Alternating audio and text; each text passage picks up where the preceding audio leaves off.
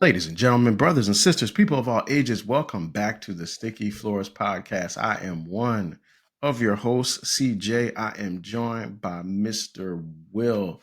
Tonight, we are in the courtrooms of Memphis with the Rainmaker. If this is your first time listening to Sticky Floors Podcast, we appreciate having you. If you've been a faithful subscriber, we appreciate you coming back. Me and Mr. Will are on a push to get 100 new subscribers by our 100th episode. This is our 99th episode, man. So for 99 weeks, we've been doing this, and we appreciate the support. We appreciate the subscriptions. If you have not all done so already, hit that subscribe button so you get our drops when they come out. We talk about movies that are in theaters right now. We talk about movies that have not been in the theaters for a long time. And, that's how the show goes. Tonight, we're talking about The Rainmaker, which has not been in theaters in quite a while. But it's going to be an intelligent and an interesting recap. Mr. Will, what's up with you, my brother? How you doing? Oh man, doing great, man. We're about to talk about one of my favorite movies. Yes. The joint came out in '97. Yes. If anyone peeped last week's joint, that was in '98. So American History X. Yeah, right. Yeah. Right. We in a little genre, late '90s movies. Yeah, right. We should have called it that. Then that could have been a good marketing tool. But, but that's not how we went at it though, man. But all right, so Mr. Will, man, let me kick it over to you for our summary on The Rainmaker, man.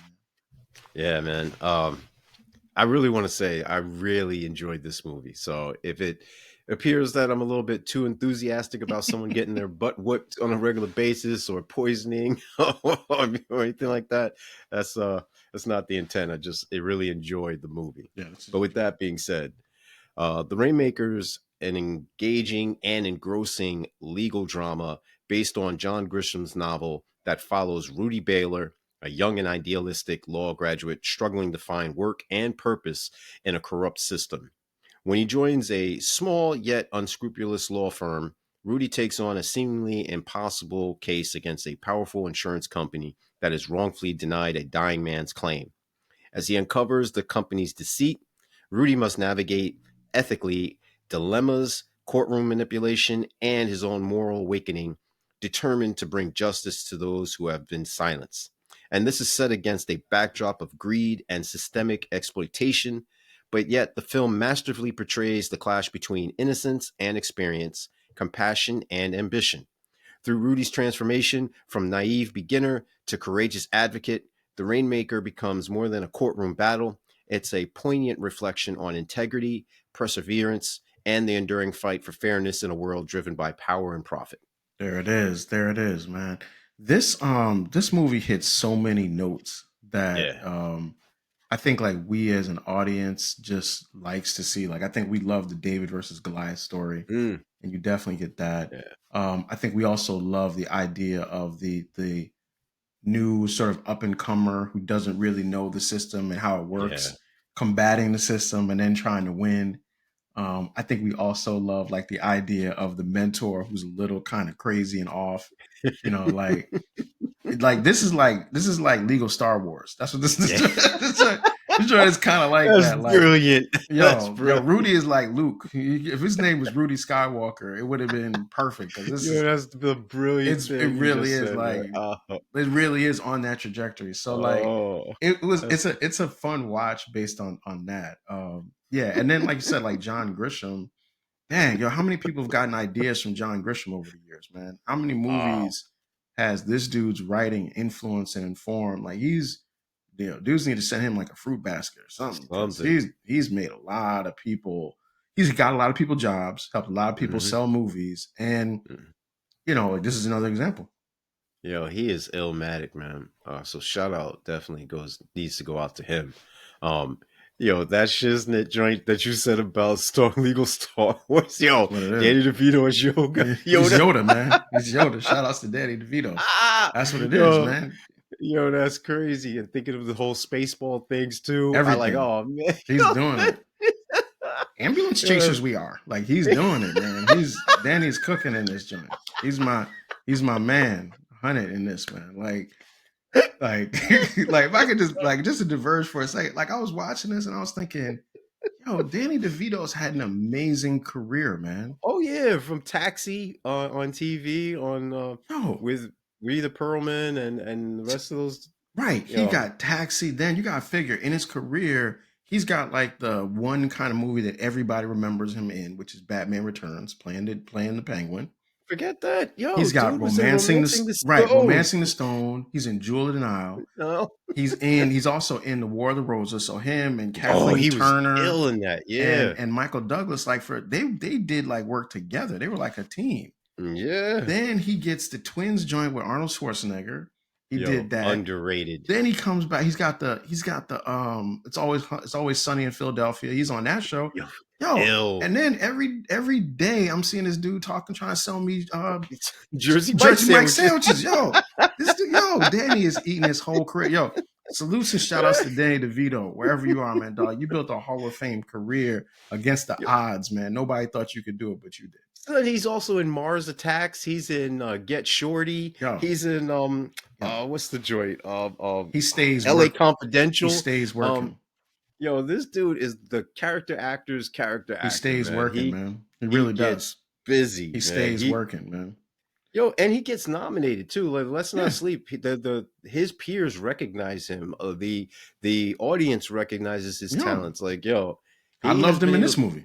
Yeah, he's been able to sustain that role of like the individual who has insight into things or who's pestering or who is annoying in some type of way or fashion, but yet he's still able to achieve some type of fame or even notoriety in the case of LA Confidential, like that bug or that itch that you have to scratch at, but you're not able to do so. I mean, like, he can play, whether it be a role of sincerity, which was the case in here, where he's really trying to help and be an advocate for those who are downtrodden. He can be the shisty, shady dude, like in Romancing the Stone and Jewel of the Nile, where he's like, I mean, like, this dude, I don't think there's anything he can't do, man. He can be self-depreciating. You name it, man. Yo, he's a really strong actor, and I really liked him. Yeah, and I really liked him in this film. And I was thinking, I was trying to think of when Good Will Hunting came out. Good Will Hunting, I think, is before this, right? Yeah, it is. Yeah, so I mean, Matt Damon is obviously the draw, but I feel like the movie doesn't work without Danny DeVito's character. No, not at all. And without Danny DeVito in that character and in that role. No, if they don't cast Danny DeVito specifically in that role, this movie falls apart. And that could be seen as a hot take, but I would just say that at that particular time, Matt Damon was still young, impressionable. Yeah. He was on the rise. You need an established co-star who has the acting chops to do some of the things that he does in this. Like, for example, he can be the comic relief. He can be the fall guy. He can be the, whimsical, clumsy, awkward dude that, you don't even look at his height or anything like that, or even his age. You're just looking at the persona, and he's able to overcome all of that by just his stage presence alone. Yeah. Definitely shout out to Danny DeVito in this joint, man. Yeah, and it's also a good film for seeing an actor like Matt Damon still very, very early in his career, right? And so you get like that role and that character, and even the idea of the up and coming lawyer in the system, like that's also a staple of the John Grisham movie, or John Grisham inspired movie, and it works here. And obviously this is Matt Damon doing it. We've seen Tom Cruise do it, we've seen Denzel Washington do it a little bit in these different films, and it works. It's just it's a format that just consistently delivers. Yeah, and the thing too is you had mentioned Good Will Hunting. He was on a great role. I mean, a great turn, if you will, like a good period, because Good Will Hunting, I think, also came out in 97. It dropped in December, but I think he had filmed that before he filmed this, and then this dropped shortly thereafter. So like he was having back to back projects come out during this period of time. But nonetheless, both both actors get busy. I don't want anyone to misconstrue what I'm saying with regards to bigging up Danny DeVito, because it's not meant as a, hey, in order to give some spotlight to Danny DeVito, you have to degrade or speak ill of Matt Damon's acting abilities and his ability to portray a very endearing and charismatic character in which he is in this movie. Mm-hmm. Agreed. Yeah, I mean, it's not. I certainly didn't mean it as a comparison between the Oh no two. no no no no, no. I Yeah, think they both. I mean, a good movie needs a good cast. A good cast has good interplay yes. between the different roles. There's no one in this role that no one in this movie that's weak. You know what I mean? No, no, no. They're like especially if you think about so much of the drama being between the character played by Matt No, Damon. You got John Voight in it, who's always it's I always was fun gonna to say, see yep. John Voight in it. Shout outs to to Danny Glover, like who's just kind Yeah, of there in it, yeah. right? As the Like judge, right. man. And I mean like it just there's so many layers of it that works. I think it's a very well put together cast. And I think that's actually one of the things that makes the movie one something that you can really stay attached to, because this movie is a real law. It's a real like courtroom drama. Mhm. And watching it, I realized like I like the drama outside the courtroom, in the courtroom drama. But if you're watching this movie, there's a lot of like legal stuff that happens, and even because they're walking Rudy through the process of learning how to be a trial lawyer, as the Mhm. audience, you also learn what it means to be a trial lawyer, how you have to answer a question, what can be challenged, what can't be challenged, the way it can be challenged. So it's educational in that sense too.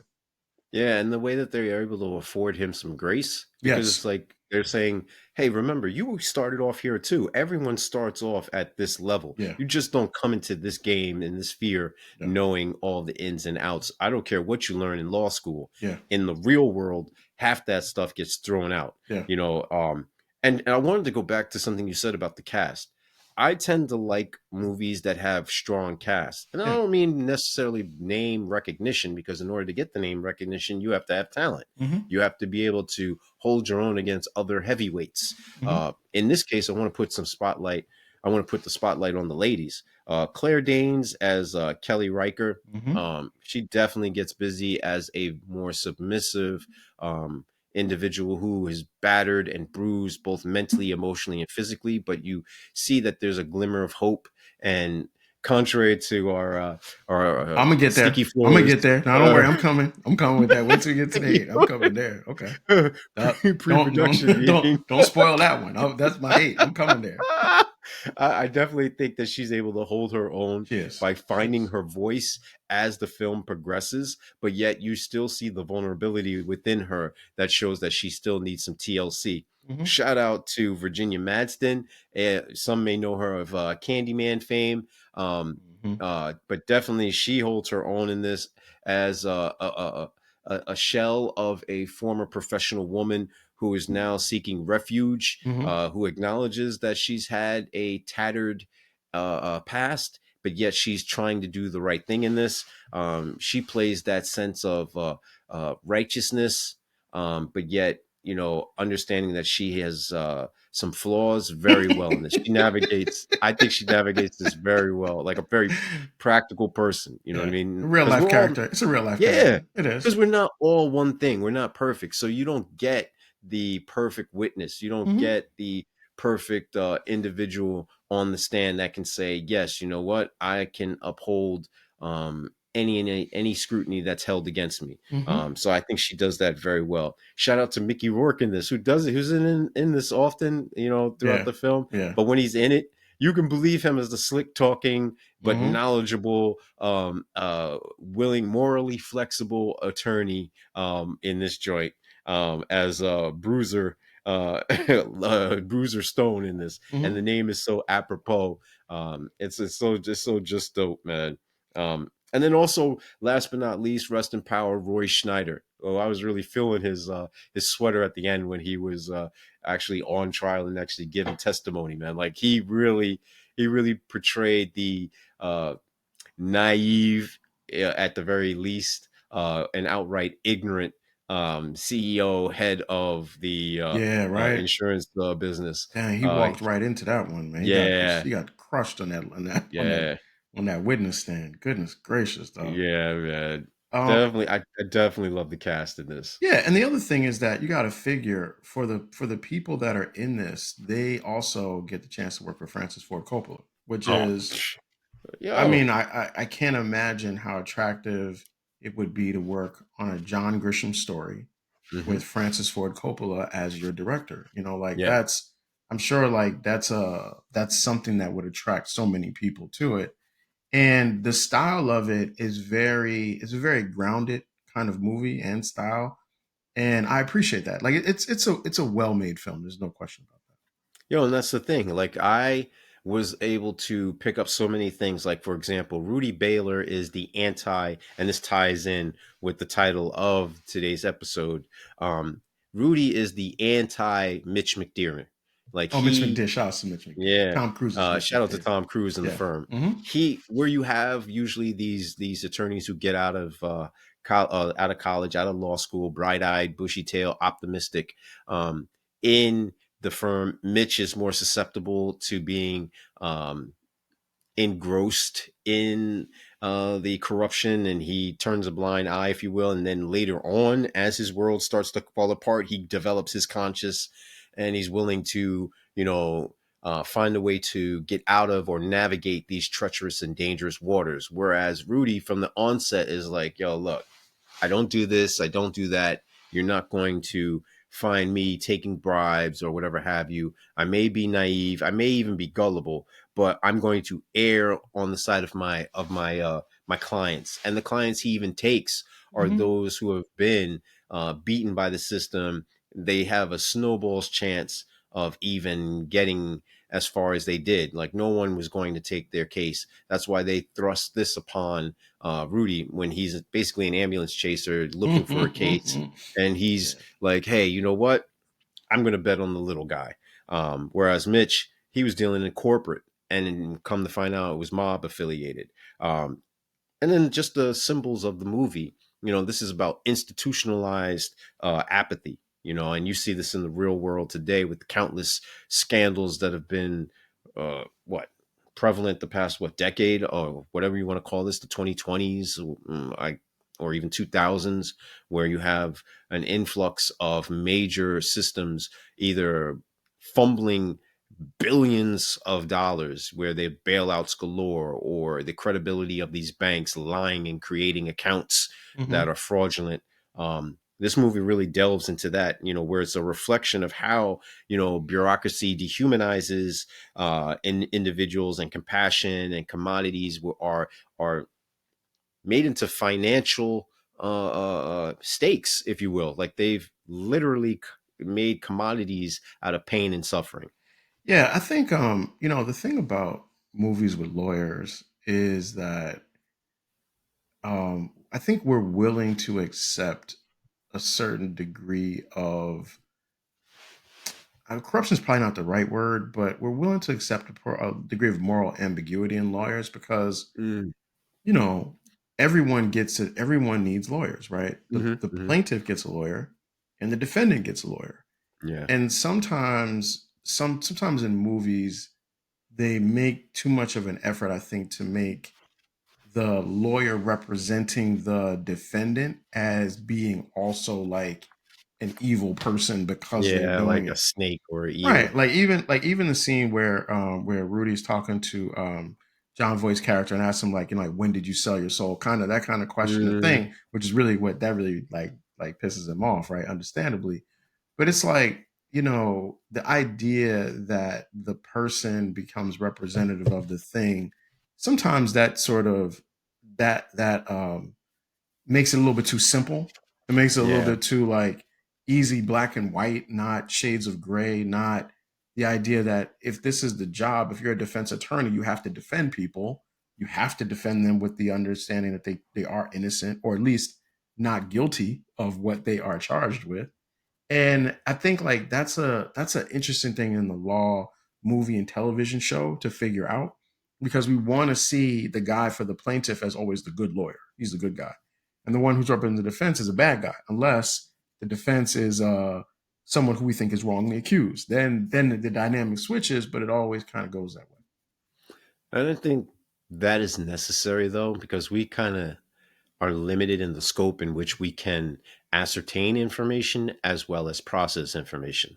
Um, we live essentially in a two-dimensional, three-dimensional world where individuals are like, look, just give it to me raw. I mean, old dirty, he said it. You know what I mean? Like, I don't think people like complexity. I think it disrupts our base nature, and a lot of people tend to live at the base level. I mean, I read this stat that says something like most people read at a middle school level.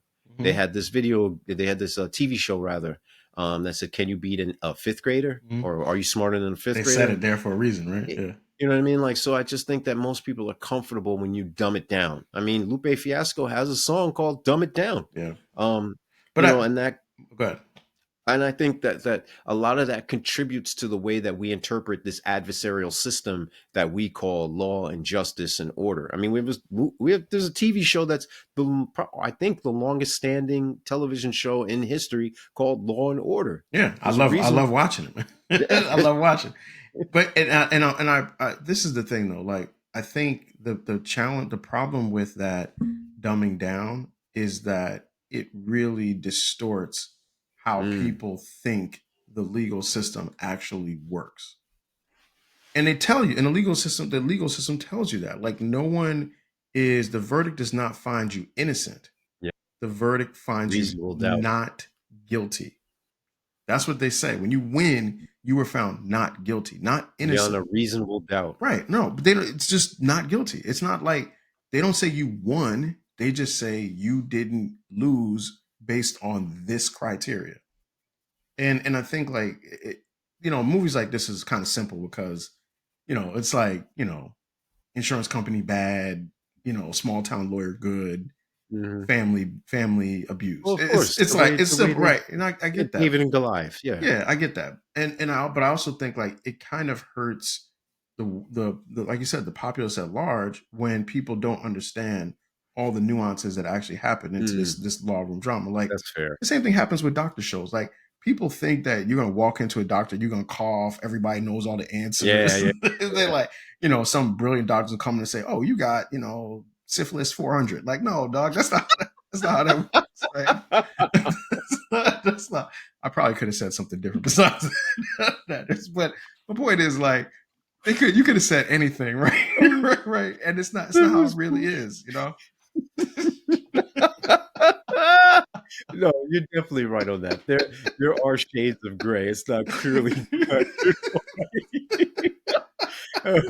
But yes, the movie is a quiet indictment on the American Oh, dream, yeah. and I get exactly what you're talking about. You got Rudy's journey from being a very idealistic lawsuit. He's very naive as far as how the way the world works, Mhm. and eventually he teams up with this disillusioned lawyer Yeah. who's like, Who's not "Look, even really a lawyer, by the way. yeah, yeah," He's and he's not so even really shouldn't even be practicing law. it shouldn't even be there, doing all these things. And then they're both, immersed in this decayed system Yeah. where they're trying to, shine light on a demographic of individuals who don't necessarily get their just due in court, Yeah. ironically enough. And here they are. They're like, it's not even about the money anymore.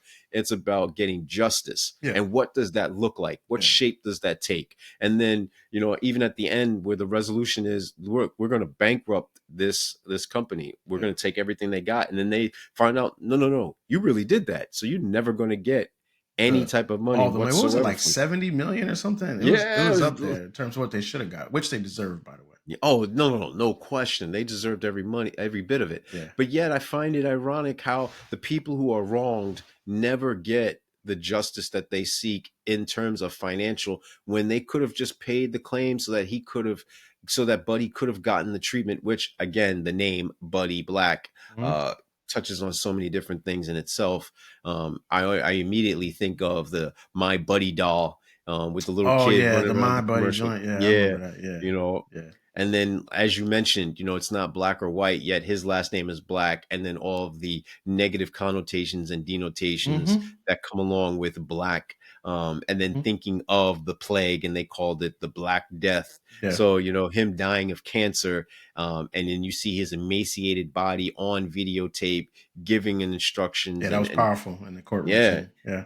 So, and you think of civil rights where black people were literally being bitten and attacked by dogs. And it wasn't until that moment, the advent of public television, of TV, filming and broad streaming to the countless countries around throughout the globe, of seeing individuals marching, protesting, doing things non-violently, and getting the vitriol from the so-called powers that be, the authorities, in the form of them sicking dogs, water hoses, beating beat with billy clubs. Hmm. Um, it's very powerful. And so seeing Buddy sitting in his backyard, as a once thriving individual, to now all of a sudden on videotape because he's no longer with them, due to succumbing to cancer, it leaves a very impactful statement.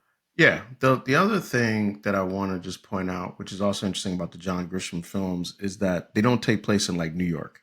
No. They're not New York. They're not LA stories. Hmm. They're Memphis. They're Mississippi. They're the Deep South.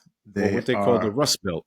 yeah. Their story. I thought it was a Bible Belt. If it's like Oh, the excuse South. me. Yeah, yeah. Yeah. Sorry about that. Yeah. Bible Belt. But it's it's also this idea that I think showing that these problems, these legal issues, these corporate dramas, even these mafia dramas extend beyond just what happens in New York or LA or Hmm. Chicago. Like it's not that, just like that universal story of, in this case, like that good versus evil is Yeah. happening all over the place at the same time. So Yeah. I Throughout the can dig, common land. yeah, I can dig that, man. But yo, let's jump into the cake, man. Let's Yeah. jump Yeah. into this, man. If you don't mind, I'll just go first on Yeah. things No. Go ahead, dude. that I liked about this. So, yo, first and foremost, yo, number one, shout outs to my man Danny DeVito as Deck Shiflet. Is I'm saying that right? Hmm.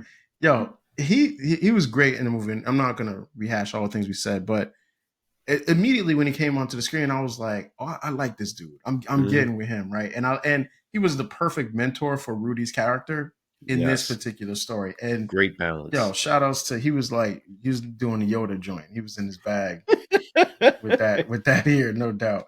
The scene where Rudy is in the deposition, I guess, with all the lawyers Hmm. from Great Benefit, just a great scene because they try to carry him and everything and try to Yeah. they try to young boy him, and I like how he like kind of stands up for himself and sort of checks it and realize, and Especially he's if got, he's like, yeah, and then he they does, when he does the had the thing bugging.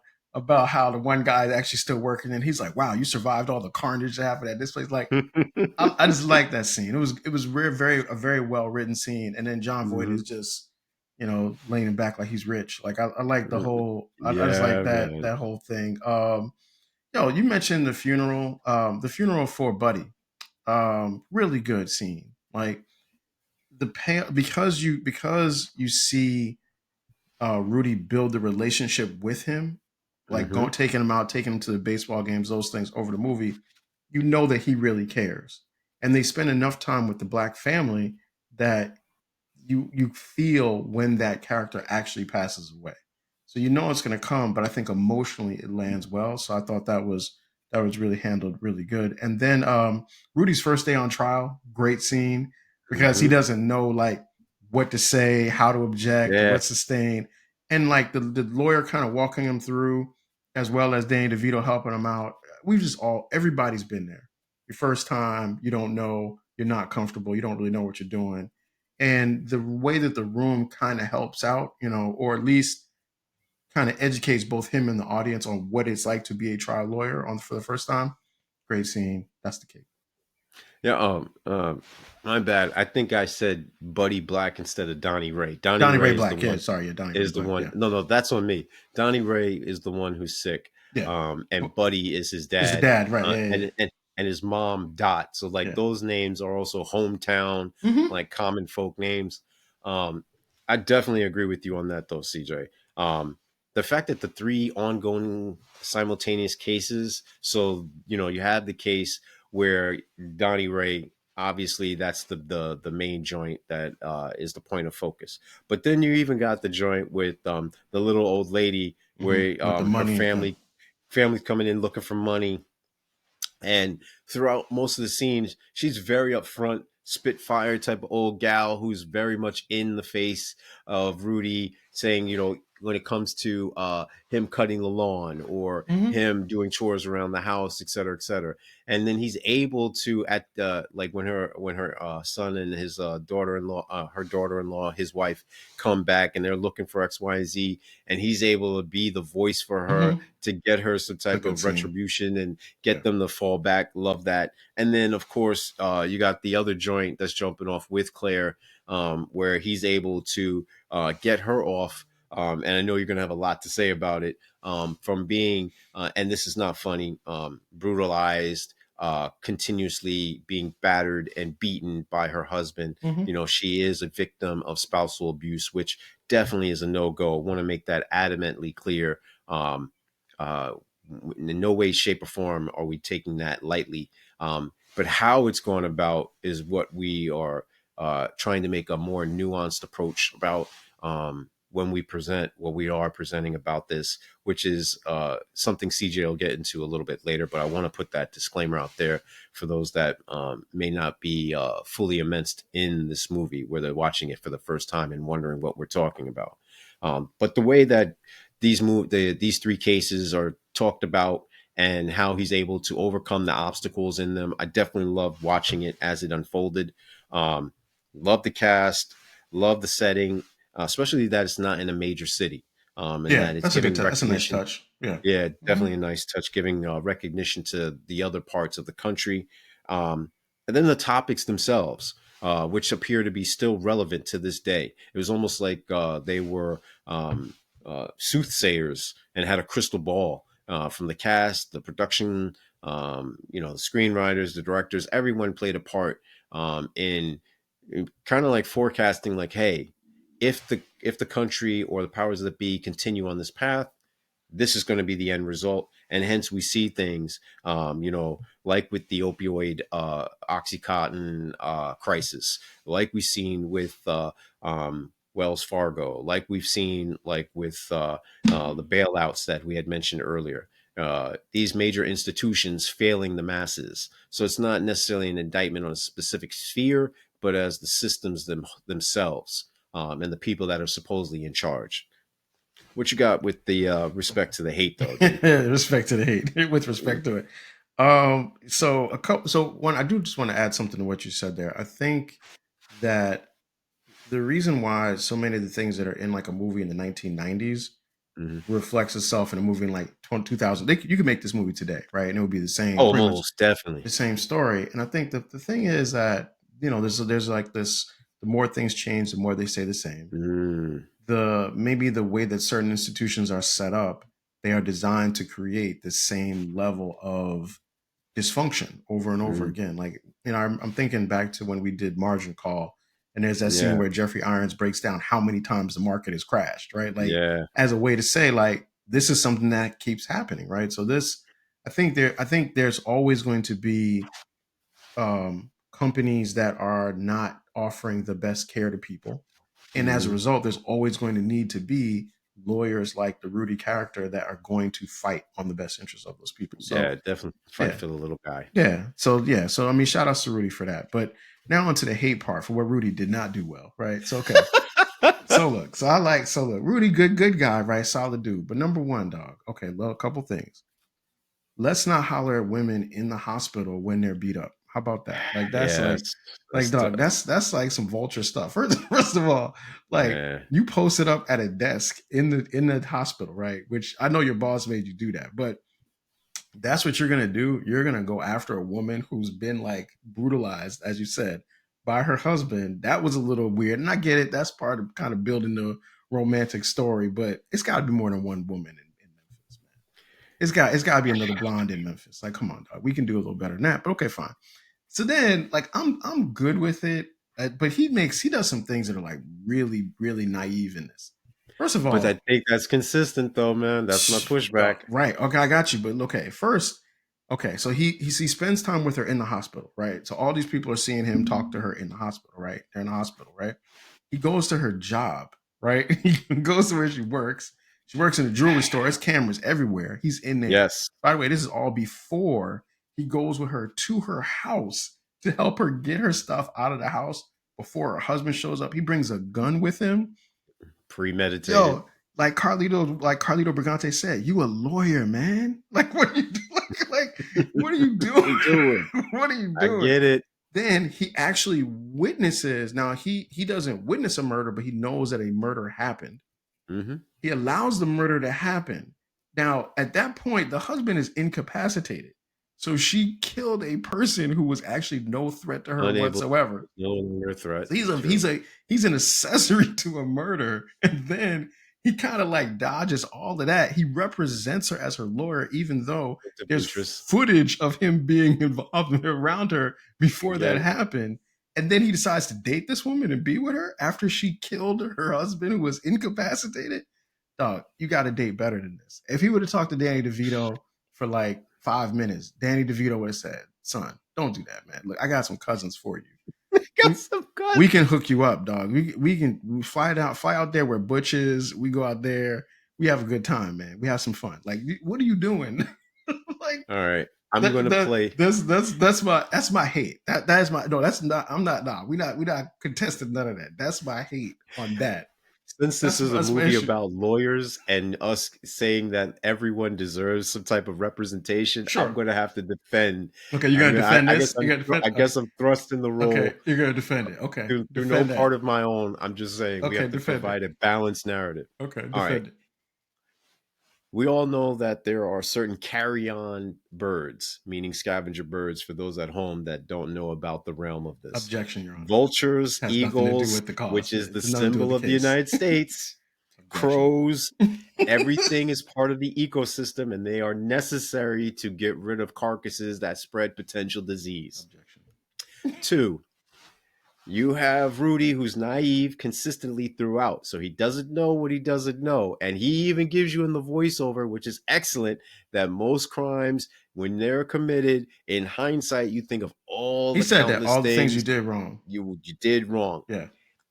It could be argued that this was in the heat of the moment, a crime of passion. Sure. She was fearful that once this dude was healed, she knew that him and his family, with limited options, mind you, because she wasn't working, she had no savings, he was going to come after her until she was dead. Hold on, no. I just want to say that my issue is not with her. My issue is with him doing that as a lawyer. He went into another person's house with a gun. No. I'm going to get to that. But I want to paint the scene that here's someone that is in need of help. Mr. Will, you don't have to defend this person, man. You really don't. You really don't. Like, seriously, like, all just like, it's not going to move me. It's not going to move me. No, I know it's not going to move you, but I'm trying to paint the picture where this movie moves you in a direction where you empathize with everyone and you can see the plight that they're thrust in, and why they would go through the means by which they did. Not condoning violence, not condoning murder or anything of that ilk. Because it's not. However, because it's not. But what I am saying is that there's a reason why there's manslaughter and why there is murder 1, murder 2, et cetera, et cetera. So should she have been culpable, more knowledgeable, held accountable for her actions? No question. I'm not saying that in the least bit. But Kelly suffered from battered wife syndrome. There's a reason why these things are in the MS. What's the joint? The psychological book, DS9. I'm not going to help you with this, dog. I already said what I said, man. Yo, she killed her husband, man. He was no longer a threat. She killed him. He wasn't a threat in that moment, is what we could say. I'll definitely agree with that. That's what not being a threat is. Like, I don't know. No, because once he heals, it's a wrap. Maybe he's coming after her. Maybe. Not maybe. It's called the Rainmaker, not the soothsayer. I don't know what that dude is gonna do when he gets out. I know that she was like, "Don't worry about it. Go ahead on, go home. I got this now." And then she killed dude. And then she had no grief. She had no grief about it whatsoever. She was smoking cigarette like, "I'm good." And then he wanted to date her after that. Like come on, man. I think that he saw outside of that she was still a person who was attractive, desirable, all that, and submissive, and all the things that he probably found enduring or quality traits in a female. That's good for him, man. But howsoever though, in the thin line between love and hate, when Lynn Whitfield told Martin Lawrence's character, "I killed my ex-husband because he was beating me," he was not all right. Cool, no problem. Let's get back to business. He was like, "What? What? Hold on, that's a problem." No matter how you get there, if you kill someone, that's not a good. People always talk about red flags in dating. That's a red flag. No doubt. You killed your last person you were with is a red flag. And I'm in any not dating condoning situation. that. But I would argue, what are they supposed to be alone forever? I don't care. No, she shouldn't be with him. She can find somebody else. But he's a lawyer. He is an accessory to murder in this film, and he gets away with that. And I'm like, cool, that's cool because it's a movie. And maybe the book gets into it in more detail. Yeah. But that's actually what happened. He's a lawyer who is an accessory to a murder. Oh, the name of the book that you weren't going to help me with? DSM-5. That he knows. I knew he was going to get it. That he knows it's a murder. Like, it's cool. Like, I got it. Like, it's entertainment. But I'm just saying, like, if he would have talked to Danny DeVito would have told him, dog, no, sir. No, we're not going to do that. Tell him again, CJ, in the Yoda joint, the Yoda voice. No. Date women who kill their husband, you don't. Like, they would have told him, dog, you can't. No, sir. No. Stay and help you, I will. No. Can't do it. You can't have that. There's some things you can do, some things you can't. That's outside the lines, man. That's outside the lines. And I know you love this movie, so I know you got no hate for it whatsoever. I got you. That's cool, but no, we can't do that, man. I got questions for you. Shoot away, sir. I got questions. That's funny. All right, so I'm going to jump right in with the questions because Rudy and in all true sincerity, these are questions you're going to ask me about. No doubt. You're better prepared to answer these questions. Okay, what does Rudy's transformation throughout the film reveal about the loss of innocence and the cost of idealism? Oh man, great question. Honestly, we live in a world in which, you're penalized out the rip for not knowing if you are a male. You have to build up credibility. You have to earn whatever it is. Most, my parents taught me that, you had to be chivalrous. You had to work hard. You had to be intelligent. You had to study. You had to do all these things. But one thing you could not be is gullible or naive. Because it would cost you, whether it be 3-card Monty and getting taken advantage of, the guys flipping the cards and everything, or even whether it be love or you don't want anyone to take advantage of you. What do they say? Protect your heart, 3 stacks. Protect your heart. Be smart, 3 stacks. Protect your heart. Or just anything that you do in the world, you have to be prepared. That's the Boy Scout motto.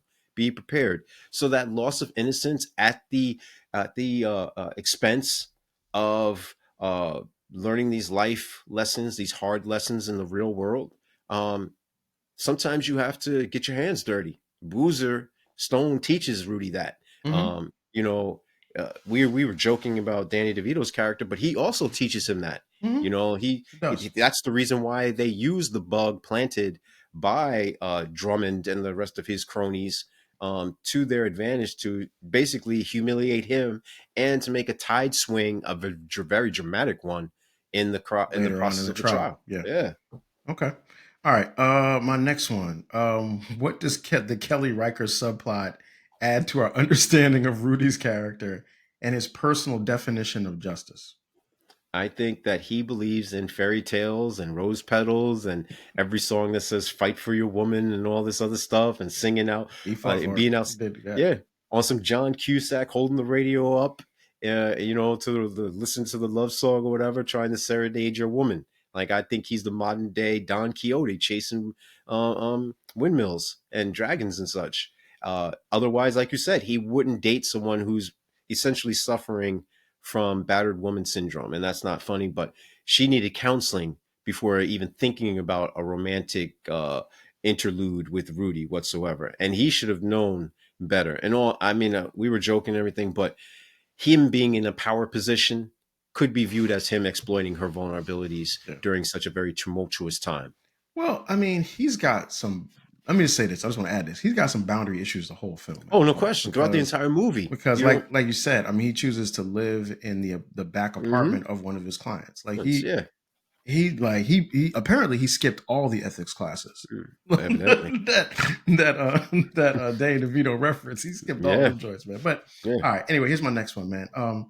Why do you think movies and TV portray lawyers as good people, but they have such a negative reputation in real life? Oh, that's easy. That's easy. The language in which they speak is not common language for most people. Most pro se individuals are not aware of the nuances that exist in legal spaces. So you can literally have a copyright for something that you didn't invent. I mean, look at Thomas Edison. He headed a team of scientists, but yet he's the only one who's known for all these numerous patents that he didn't create on his own. I mean, it's the reason why we remember him, but not Tesla. I mean, you think a Tesla is a car, not knowing that Nikola Tesla is the reason for a lot of the inventions, such as the electric bulb, or even the discovery about the things that electricity is capable of. You wouldn't know that, but you do know Thomas Edison. Same thing with Christopher Columbus. So in this space, with regards to Rudy, I think it's more like, hey, he's a lawyer. We have this vision that these lawyers are nice, good people, simple folk, and they're going to help you overcome these obstacles. But that's not necessarily the case. You know, there's a lot of things in between that, the gray area, where he could have become or can still become a Leo Drummond, you know, a gun for hire. He is Leo Drummond. He is that. He is that. He is that. Yeah, Only thing. Well, that's the me. argument. I think I can see the argument. He just doesn't know that he is. He's still holding on to the I'm a good guy who's. And well, that's the reason why all the countless jokes. Yeah. How do I know a lawyer's lying? Not lying. He's not talking. Yeah, and I like how they built those into the movie too. Yeah. All right. Last question. Okay. Rank these 4 John Grisham movie adaptations from 1 to 4. I'm gonna give you The Firm, The Pelican Brief. Sorry, A Time to Kill, and The Rainmaker. Yo, that is crazy hard. But I will say, all of those movies are classics. First of all of them have very strong leads and very great co-stars. Good movies, all 4 of them. All three of them. So number 5 is this movie. 4. Oh, excuse me. I'm sorry. Number 4 is this movie. Rainmaker. Okay. Rainmaker. Number 3, and it pains me to say this, is The Pelican Brief. Really good, film. Yeah. Yeah. All-star cast, right. Lots of Academy Award winners in that joint, or 3. That's what I'm saying. Like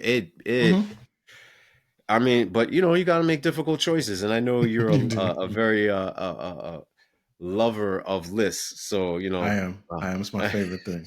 Next to drama, that's my favorite thing. Yeah, man. Number 2, and it was a close one, is The Firm. I love. Wow. Yeah. Nah. Wow. And the reason being is, man, I love the back and forth between all of them. Wilford Brenner, Wilford Brinkley, rest in peace. Tom Cruise, we said. Gene Hackman, rest in power. Like, yo, great character in that film. Great, yo, man. The movie was dope on so many levels, man. Dope on so many. I just wasn't feeling the fact that she was going to leave him. Like but yet she's talking about she's going to help him with the plot and everything. And I love that his brother gets out of prison. And the brother. Yeah, it's a really good film. Dope. I love that movie, man. And then and number 1, of course, merely because Sam Jack is in the joint and he steals the scenes and everything. I love courtroom drama. I love that type of stuff. I love it, man. I gotta go with A Time to Kill. Yeah. And great actors, great movies, great books that inspired them. Like, great question, CJ. Absolutely, man. There it is. All right, man. What you got for me on the questions? Yeah, man. Now mine are less fun. How does The Rainmaker explore the tension between moral integrity and professional ambition within the legal system? I think the moral integrity part. So the movie kind of wants, like I said, I mean, this is something I was saying a little bit earlier. The movie wants you to see Rudy as being the good person, the good lawyer, who is willing to sort of scrounge and like make stuff work on $5,500 and work with Danny DeVito, you know, legal Yoda and they're going to work together to overcome and destroy this big institution, right? And then you got John Voight, and he's got like 15 lawyers with him, and they laughing. And they Yeah. all got Briani suits on, and they're Yeah. smoking cigars and laughing and whatnot. Okay, the thing is, like, the idea that you have to be broke in order to be good, and that if you have money, that means you're bad, which is like how I'm reading it. That's not a real Kind of, thing. That doesn't have to yeah. be that way. You know what I mean? Like, it doesn't have to be that way. And I think the movie kind of leans into that a little bit too much, maybe, because they could be doing fine too. They're lawyers. They, like, you don't have to be struggling to be righteous. Like, this is Yeah. not, everything is not the poor righteous teachers. You know what I'm Yeah. saying? And like, there's ways for that to flip. So I think, like, if the ambition is about making a difference and defending people who need defense, they're doing that, right? Mm. But that doesn't have to be decoupled from the idea that you can actually take care of yourself and like have an apartment with 2 bedrooms, not living in the back of somebody's house. Like, you don't have to you don't have to struggle because you're trying to help people, right? Like, that's kind of like a trick, you know what I mean? Yeah. Like, so that's what I thought about that. I dig it, man. What does Rudy Baylor's transformation throughout the film reveal about the loss of innocence and the cost of idealism is one that you asked me, and we cover that ad nauseum. You got it. But this next question, I think, is going to tie into that. All right. What role does cynicism play in shaping the attitudes of the firm's lawyers, and how does Rudy's idealism challenge and change those around him? So you see how, like, initially the tie-in. Speak to that for me. Yeah, I mean, I think the what's interesting about the character is Rudy's character is kind of cynical about lawyers from the beginning. Like, he tells jokes about lawyers in the voiceovers in between the parts of the scene. So he's got like this awareness of how people see lawyers, and then he also critiques them the same way. Like, he refers to Deck Shefflet as like an ambulance chaser, right? Like, he doesn't really respect the way that he goes about getting clients and those things.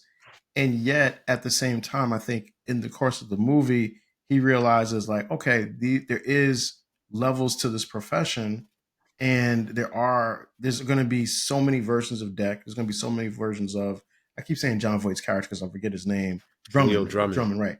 There's going to be so many Drummonds. There's always going to be another insurance company. I think that's part of the reason why at the end he's like, dog, I'm just going to be a law professor and skip out on all of this, because I think he realizes, like, I can do more good if I can teach lawyers on the front end. Maybe I can stop more people from being like Drummond. Maybe I can make more better Deck Shefflets and can kind of help the profession that way. So I think his cynicism in the beginning is what leads to the transition he makes in the legal field by the end. That's dope. Now, does the Rainmaker suggest that the legal system is inherently flawed then, taking that into consideration? Or is there reform and honesty that can prevail within it? I think it's like, remember how in the Matrix, you learned, like, at a certain point that the Matrix is always going to produce like a 1? Yeah. Because, like, the system is just going to do that. Yeah. I think, like, what he realizes is that this system, this practice, this institution is always going to create this type of dynamic. And so I'm deciding I want to be more in control of the production standpoint than the actual action working standpoint of it. And I think it's really saying at the end, we need to make sure that lawyers are better trained from the beginning, because better trained lawyers will be able to help people more effectively at different levels within this whole American construct. That's very idealistic, man. So was it? You thought that was ideal? Yes, yeah, man. I think you saying that, hey, better trained lawyers. Yeah. Oh, that's why I think John. I think it's what they think this is. Oh, okay. I didn't say what I think, but I mean, like, you're always going to need lawyers. Like, if you've ever been in a real legal situation, you need a lawyer. Like, there's no way to get around it. Like, if you need brain surgery, you need a surgeon. Like, you can't get around that. Yeah. Whether or not you feel good about the institution, that goes out the window when you need it. Yeah. You can think all you want when you don't need a lawyer, but when you need a lawyer, you think as much good stuff about them as you possibly can. Facts. Yeah, that's true right there. Right. Definitely. So what you got with the So popcorn, here's man? the thing, man. On popcorn, I'm giving this 3 boxes, man. Like I like there's parts of it that I love, but what I learned about me from watching this is I like the drama courtroom more than the Hmm. courtroom drama. So I needed Gotcha. somebody to be like, I hope they burn in hell. I needed that. I needed somebody to say that. In the movie, that would have like set it off for That me would because set it off for you. I like those parts of it. So yes, I'm giving it 3. I think now what's interesting is if I compare it to those other movies that we talked about that you ranked there, this Yeah. one is the most courtroom Yes. focused of all of them. Yep. I learned a lot from watching this movie. But I think the other ones, I think there's like an entertainment value that Mm. I liked more in those. So that's why I'm giving it Well, that's fair. I'm going with 5 though. I'm not 3. going to allow that to sway me. I'm still going to stay on my pivot. Classic. I loved everything about this. I had no problems. I didn't see any of the flaws that CJ had with it. Definitely strong recommendation that you peep this. There it is. There it is, man. All right. So hot takes, man. Yo, if you just give me a second to just shoot first on this one, then I'll Yeah, kick it over sure. to you. Yeah, yeah. So my hot take is I would have really liked to see a movie that was like Rudy trying to figure out how to navigate the legal and ethical dilemma of him being an accessory to murder. Like, because like I would have been interested to see how does he navigate that because he knows what's the law. He knows what he wants. He knows what that means for Kate, her name is Kate, right? For Kate's character? No, no, Kelly. For Kelly, sorry, for Kelly's Kelly character. Riker. For Kelly's character. It would have been interesting to see him navigate that part through the movie. The draw is definitely the insurance case. But Hmm. to me, that interpersonal drama would have been more interesting for me. So that's my hot take. I would have liked to. I felt like that tension got sort of resolved in the background, and to me, that was more of an existential threat to him than the Mm. outcome of this case. Because like, what if like Memphis had some good police officers who did any research, did any investigation whatsoever? What if they swabbed the house for DNA? What if they talked to the people that worked at her store and said, "Yeah, her lawyer was in here talking to her." What if? Plenty of What? times, yeah. It's just a lot, a lot of things that Yeah. could have made it go a different way. But yeah, that's my hot take is. No, that's dope, man. And I definitely appreciate that, yo. Definitely appreciate that.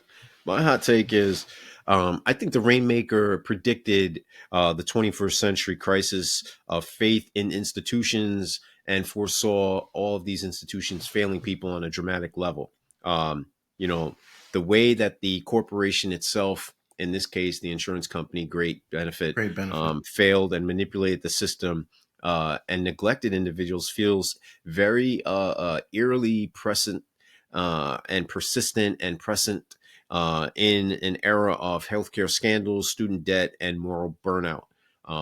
Like I mentioned earlier, you had the failure for individuals trying to seek some type of health care relief in the form of Oxycontin, and then that being mismanaged with false data or manipulated data, scientists, doctors, et cetera, et cetera. You had individuals, even to the present day, struggling with student debt, trying to purchase homes, banks failing them, which leads to scandals with Wells Fargo making accounts, lying, and creating these false accounts with people that didn't exist. The discrimination practices within these bank systems. Then the overall bailout, and then individuals themselves, whether it be through farms to the present day, or even right now as we speak, where the United States is shut down. The government literally is shut down, and individuals who are in need of certain systems like WIC, like food stamps or Medicare, Medicaid, like now these institutions are not staffed fully or at all. Even what is it, TSA, et cetera, et cetera. So this movie just shed a light on that, made the public more aware, and I think it's crucial, vital that we be more cognizant of movies like this that'll help not only provide entertainment but education as well. There it is. There it is, man. So that is our breakdown of the Rainmaker, a 1997 John Grisham inspired Francis Ford Coppola Copa. directed film. Next week, we are coming back with another Francis Ford Coppola film, The Godfather. So Heavyweight. episode 100, we will be back with that. Once again, we are on a push to get 100 new subscribers by our 100th episode, which is next week. So if you like this content, if you see the clips that drop or the whole reviews, please hit that subscribe button because that helps us to just know that people are listening. I know that people are engaged, and we create some different ways to engage with folks. We are on Spotify podcast, Apple Podcasts, YouTube, where we have this show, the Sticky Floors Podcast. We are on X. We are on Twitter. We are on Threads. So there's a lot of ways to continue the conversation with us, and we will see you next week. Peace.